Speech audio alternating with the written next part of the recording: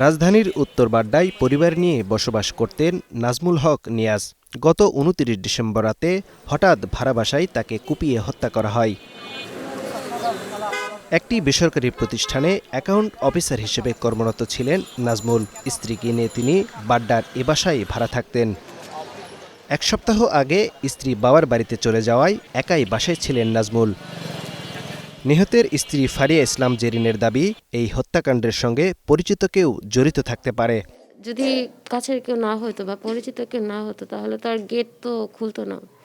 আর গেটের যেহেতু কোনো ভাঙার কোনো আলামত নাই, তাহলে তো বোঝাই যাচ্ছে যে পরিচিত কেউই আসছে, নাহলে তার গেট খুলে দিত না। যারাই করছে আমি শুধু সুষ্ঠু বিচার চাই।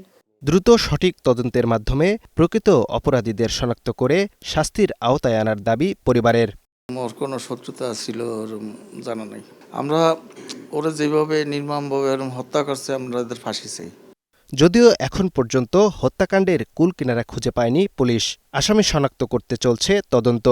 হত্যাকাণ্ডে অন্তত ৪ জন অংশ নিয়েছে বলে ধারণা তাদের। একেবারেই ক্লুলেস বলা চলে।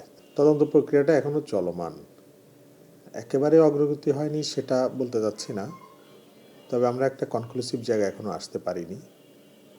বেশ কয়েকটি অ্যাঙ্গেল আছে, সেই অ্যাঙ্গেলগুলো প্রত্যেকটাই আমরা খুঁটিয়ে খুঁটিয়ে দেখছি।